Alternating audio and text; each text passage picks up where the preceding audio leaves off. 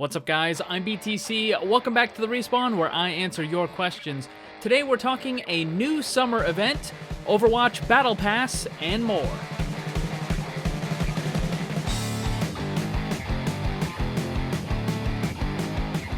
Today's video is sponsored by Audible. You can get a free audiobook to keep forever and support the channel by using the link down below. If you haven't tried audiobooks yet, now is a great chance. Even if you decide to cancel, you still get to keep the book you picked, and there's a great no-hassle return policy where you can exchange any book at any time for any reason. There's a massive library of books to choose from, so grab your free audiobook and start listening today. First question, do you think there could be a character whose primary attack does damage over time like Ana, but each time you attack, the damage gets stronger for every tick? I think this could definitely work. There's a lot of other damage over time type characters in other games that have this sort of functionality. I've talked about dot characters in the past and how they could be added to the game. This is kind of a different spin on it though, where the more you hit, the more damage kind of builds up. Now usually this is associated with a poison type of character, but you can have it with fire or anything really. I guess in Overwatch it would probably be biotics, and that's probably how it would work. But it could definitely work. I don't think it would be good on a hit scan character. It would probably have to be a projectile or maybe even some sort of close range thing or even a melee. That could work, yeah.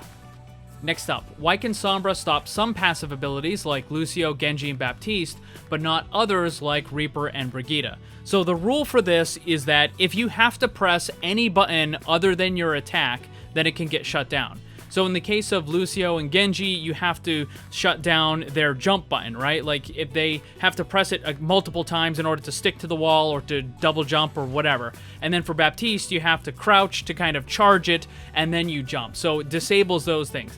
But with Reaper and Brigitte, they're just using their primary attack, which cannot get shut down. So because of that, the passive that's attached to it still fires off because you're doing the action, which is attacking the enemy, and then that either gives Reaper the lifesteal or it gives Brigitte the inspire. So again, the rule is if they have to press any button other than an attack, then it gets shut down. And that's the rule. Next up, would an ability that turns enemy healing into damage work in Overwatch? So if I'm understanding you, you put an ability on an enemy and then one of their teammates, let's say Mercy, tries to heal them, but instead of healing them, it deals damage while that ability is on them.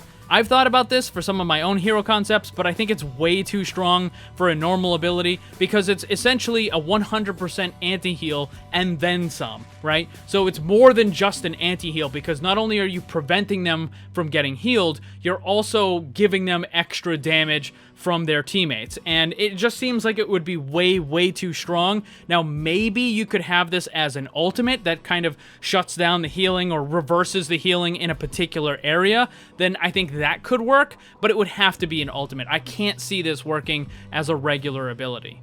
Next up, what's the difference between a tank, an off-tank, and a bruiser?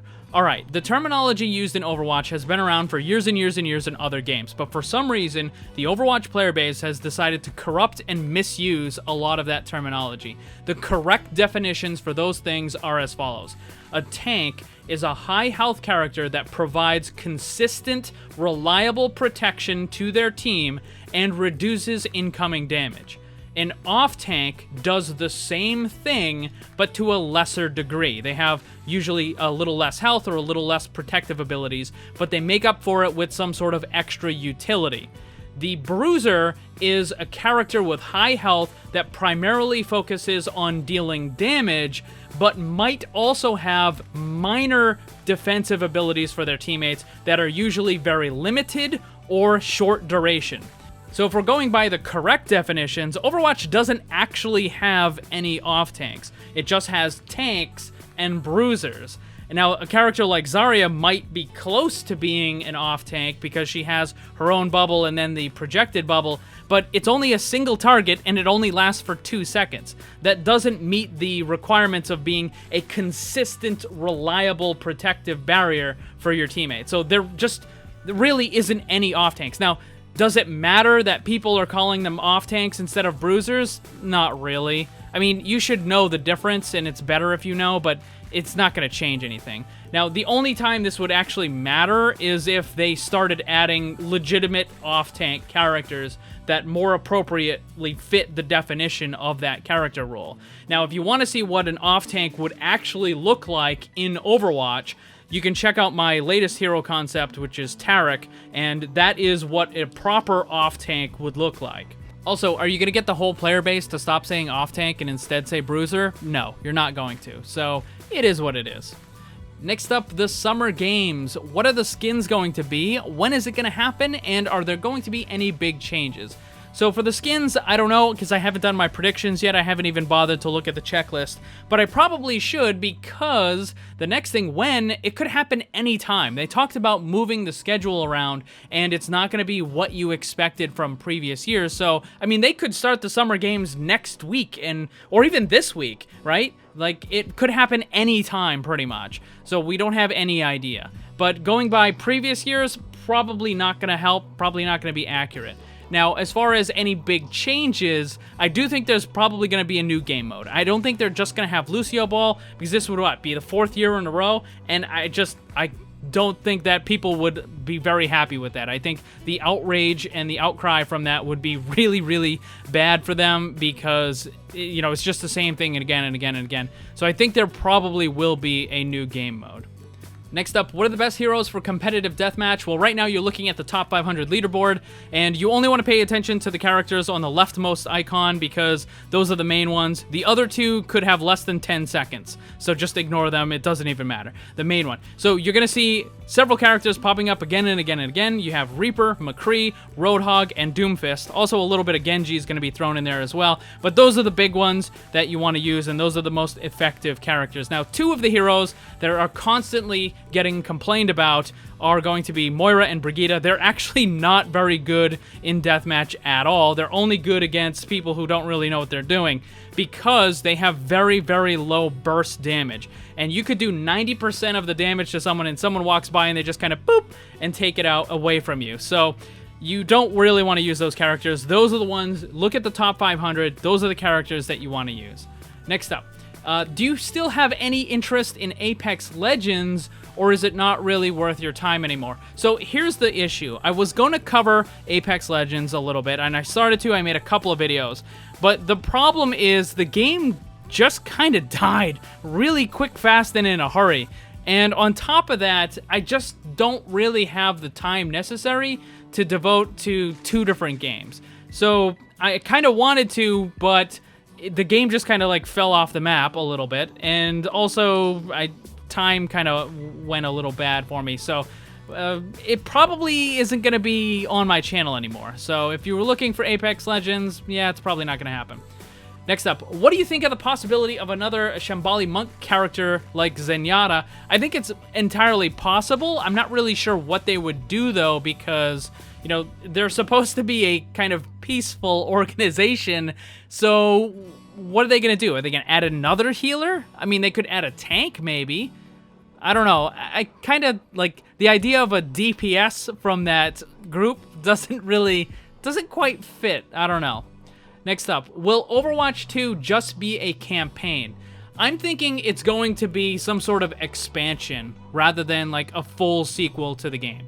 And I don't think it's going to be like DLC either. I think it's going to be a fully paid expansion. It's probably going to be PvE campaign, and it's going to function similar like the Archives events. I think that's basically what it's going to be. It's not going to replace the main game. It's just going to add on to it.